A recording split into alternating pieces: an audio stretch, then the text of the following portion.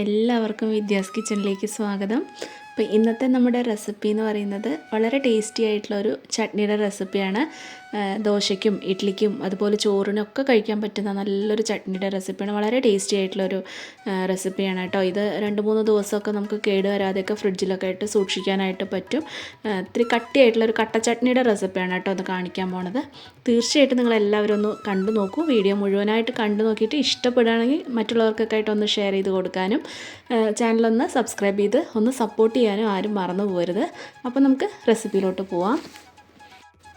അപ്പോൾ ഇതിന് വേണ്ടിയിട്ട് ഞാൻ എടുത്തിട്ടുള്ളത് ഒരു 1.5 കപ്പ് ചിരകിയ തേങ്ങയാണ് എടുത്തിട്ടുള്ളത്. 250 ml കപ്പിൽ 1.5 കപ്പ് തേങ്ങയാണ് കേട്ടോ. അപ്പോൾ തേങ്ങയുടെ അളവിൽ കുറച്ച് അങ്ങോട്ടും ഇങ്ങോട്ടും ഒക്കെ ഒന്ന് കൂടിയാലും കുറഞ്ഞാലും വലിയ കുഴപ്പമൊന്നുമില്ല. ഇനി ഞാനൊരു പാൻ വെച്ചിട്ടുണ്ട്. അതിലേക്ക് കുറച്ച് വെളിച്ചെണ്ണ ഒഴിച്ചു കൊടുത്തിട്ടുണ്ട്. അപ്പോൾ ഈ ഒരു റെസിപ്പിക്ക് വെളിച്ചെണ്ണ തന്നെയാണ് കേട്ടോ നല്ലത്. വെളിച്ചെണ്ണ ഒന്ന് ചൂടായി കഴിയുമ്പോൾ നമുക്ക് തേങ്ങ അതിലേക്ക് ഇട്ട് കൊടുത്തിട്ട് ഒന്ന് വറുത്തെടുക്കണം. ചെറുതായിട്ട് ഒന്ന് കളറ് ചേഞ്ച് ആവുന്നവരെ വറുത്തെടുക്കണം. ലോ ഫ്ലെയിമിൽ വെച്ചിട്ട് വറുത്തെടുത്താൽ മതി. അപ്പോൾ നമുക്ക് പെട്ടെന്നൊന്നും കേടുവരാതിരിക്കാനാണ് തേങ്ങ ഒന്ന് വറുത്തെടുക്കുന്നത്. പച്ചത്തേങ്ങയൊക്കെ ആകുമ്പോൾ പെട്ടെന്ന് തന്നെ കേടുവന്ന് പോവും. അപ്പോൾ ഇതൊക്കെ ആകുമ്പോൾ നമുക്ക് സ്കൂളിലേക്കാണെങ്കിലും ഓഫീസിലേക്കൊക്കെ ആണെങ്കിലും കൊടുത്ത് വിടുമ്പോഴോ ഒക്കെ നമുക്കത് കുറേ നേരം കേടുവരാതിരിക്കും. അതുപോലെ ഫ്രിഡ്ജിലൊക്കെ സൂക്ഷിക്കുകയാണെങ്കിൽ 2-3 ദിവസമൊക്കെ നമുക്കത് ഉപയോഗിക്കാനായിട്ട് പറ്റും കേട്ടോ. അപ്പോൾ നന്നായിട്ടൊന്ന് കളറ് ജസ്റ്റ് ഒന്ന് ചേഞ്ച് ആവുന്നവരെ ഒന്ന് വറുത്തെടുക്കുക. ഇപ്പോൾ കളറൊക്കെ ചെറുതായിട്ടൊന്ന് മാറി തുടങ്ങിയിട്ടുണ്ട്. ചെറിയൊരു ചുവപ്പ് നിറമൊക്കെ ഒന്ന് വന്ന് തുടങ്ങിയിട്ടുണ്ട്.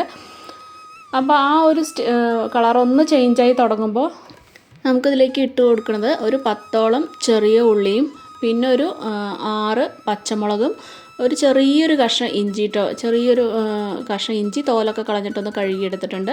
പിന്നെ കുറച്ച് കറിവേപ്പില കേട്ടോ. അപ്പോൾ ഇതൊക്കെ നന്നായിട്ടൊന്ന് കഴുകിയ ശേഷം നമ്മൾ ഇതിലേക്ക് ചേർത്ത് കൊടുക്കണം. അപ്പോൾ പച്ചമുളക് നമ്മുടെ എരിവിനനുസരിച്ച് കൂട്ടുകയോ കുറയ്ക്കുകയോ ചെയ്യുക കേട്ടോ. ഇനി എടുത്ത് വെച്ചിട്ടുള്ള ആ ചെറിയ ഉള്ളി നമുക്ക് ആദ്യം ഇതിലേക്ക് ചേർത്ത് കൊടുക്കുക. ചെറിയ ഉള്ളി ചേർത്ത് കൊടുത്തിട്ട് ചെറിയ ഉള്ളിയുടെയൊക്കെ ആ പച്ചമണമൊക്കെ ഒന്ന് വിടുന്നവരെ നല്ലപോലെ ഒന്ന് വഴറ്റിയെടുക്കുക. ഇപ്പോൾ ഈ ചെറിയ ഉള്ളിയും അതുപോലെ ഈ തേങ്ങയൊക്കെ ശരിക്കൊന്നും ഇങ്ങനെ വഴറ്റിയെടുത്തിട്ടില്ല എന്നുണ്ടെങ്കിൽ പെട്ടെന്ന് തന്നെ കേടുവന്ന് പോകും കേട്ടോ.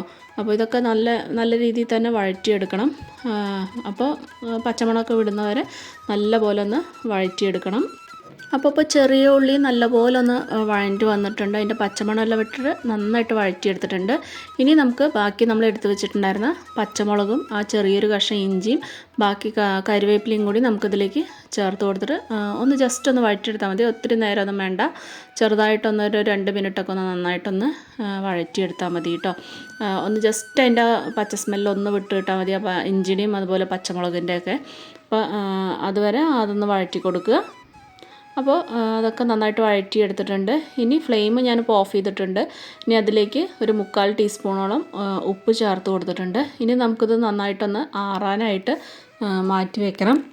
അപ്പോൾ നല്ലപോലെ ഒന്ന് ആറി കഴിഞ്ഞിട്ടാണ് കേട്ടോ നമുക്കിത് അരച്ചെടുക്കേണ്ടത്. അപ്പോൾ ഇത് ആറാനായിട്ട് അവിടെ മാറ്റി വയ്ക്കുക. ആറിയ ശേഷം ആദ്യം ഞാൻ പച്ചമുളക് ഒന്ന് കട്ട് ചെയ്തിട്ട് മിക്സിയുടെ ജാറിലേക്ക് ഇട്ട് കൊടുത്തിട്ടുണ്ട്. പെട്ടെന്നൊന്ന് അരയാനായിട്ടാണ് കേട്ടോ. നല്ലപോലെ അടിയിൽ പച്ചമുളക് ഇട്ട് കൊടുത്തിട്ട് ബാക്കി മേലെ നമ്മൾ തേങ്ങയും ചെറിയ ഉള്ളിയൊക്കെ ചേർത്ത് കൊടുക്കുക. എന്നിട്ട് നിർത്തി അരയ്ക്കേണ്ടി വരും. ഒട്ടും ഇതിൽ വെള്ളം ചേർക്കാണ്ട് പരമാവധി വെള്ളം ചേർക്കാതെ തന്നെ നമ്മളിത് അരച്ചെടുക്കാനായിട്ട് നോക്കുക. വെള്ളം ചേർക്കാതെ അരച്ച് കഴിഞ്ഞാൽ തന്നെയാണ് കൂടുതൽ ദിവസം കേടുകൂടാതെ ഇരിക്കുള്ളൂ. അപ്പോൾ പരമാവധി വെള്ളം ചേർക്കണ്ട. കുറേശ്ശെ കണ്ട് ആദ്യം ഇങ്ങനെ ഒന്ന് ക്രഷ് ചെയ്തെടുക്കുക. അപ്പോൾ അതുപോലെ ഇങ്ങനെ കിട്ടും. എന്നിട്ട് ജസ്റ്റ് ഒന്ന് സ്പൂണും കൊണ്ട് നമ്മളൊന്നിങ്ങനെ ഒന്ന് ഇളക്കി വിട്ടാൽ മതി. എന്നിട്ട് വീണ്ടും അരച്ചെടുക്കുക. അപ്പോൾ നിങ്ങൾ അന്നൊക്കെയാണ് യൂസ് ചെയ്യണമെന്ന് വെച്ചാൽ കുറേശ്ശെ വെള്ളം ഒഴിച്ചിട്ട് അരയ്ക്കുക. അല്ല നിങ്ങൾക്ക് 2-3 ദിവസമൊക്കെ എടുത്ത് വെക്കണം എന്നുണ്ടെങ്കിൽ വെള്ളത്തിന് പകരം കുറച്ച് വെളിച്ചെണ്ണ ചേർത്തിട്ട് നമ്മളത് അരച്ചെടുക്കുക കേട്ടോ. അപ്പോൾ കൂടുതൽ ദിവസം കേടുകൂടാതിരിക്കും. വെള്ളം ഒഴിച്ച് കഴിഞ്ഞാൽ പെട്ടെന്ന് ചീത്തയായി പോവും. അപ്പോൾ ഒരുപാട് മയത്തിലല്ലാണ്ട് ചെറിയൊരു തരിതരിപ്പായിട്ട് നമ്മൾ അരച്ചെടുക്കുക കേട്ടോ. കൂടുതൽ മയത്തിൽ അരയ്ക്കുന്നതിനെക്കാട്ടിലും ചെറിയൊരു തരിതരിപ്പായിട്ട് അരയ്ക്കുകയാണ് നല്ലത്. അപ്പോൾ ഞാൻ ഒരു രീതിയിൽ അരച്ചെടുത്ത് കൊണ്ടുവന്നിട്ടുണ്ട്.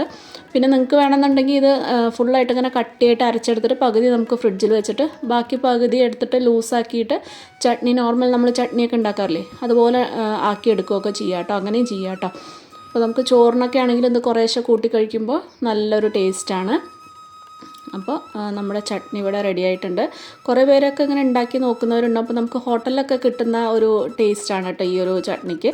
സാധാരണ നമ്മുടെ ചായക്കടകളിലൊക്കെ കിട്ടില്ലേ, പണ്ട് കാലത്തുള്ള ചായക്കടകളിലൊക്കെ കിട്ടുന്ന ഒരു ടേസ്റ്റാണ്. നമുക്ക് റോസ്റ്റിൻ്റെ നടുക്ക് കുറച്ച് കട്ട ചട്നിയൊക്കെ വെച്ചിട്ട് തരും. പണ്ട് കഴിച്ചവർക്കൊക്കെ അറിയായിരിക്കും അതിൻ്റെ ഒരു ടേസ്റ്റൊക്കെ. അപ്പോൾ ആ ഒരു പെർഫെക്റ്റ് ആയിട്ടുള്ള ഒരു ടേസ്റ്റാണ് കേട്ടോ ഈ ഒരു ചട്നിക്കൊക്കെ ഉള്ളത്. അപ്പോൾ തീർച്ചയായിട്ടും നിങ്ങൾ എല്ലാവരും ഒന്ന് ഉണ്ടാക്കി നോക്കൂ. തീർച്ചയായിട്ടും ഇഷ്ടപ്പെടുന്നൊരു രുചിയാണ്. പഴയകാല രുചിയൊക്കെ ആകുമ്പോൾ എല്ലാവർക്കും ഇഷ്ടപ്പെടുന്നൊരു രുചിയാണ്. അപ്പോൾ എല്ലാവരും ഉണ്ടാക്കി നോക്കൂ.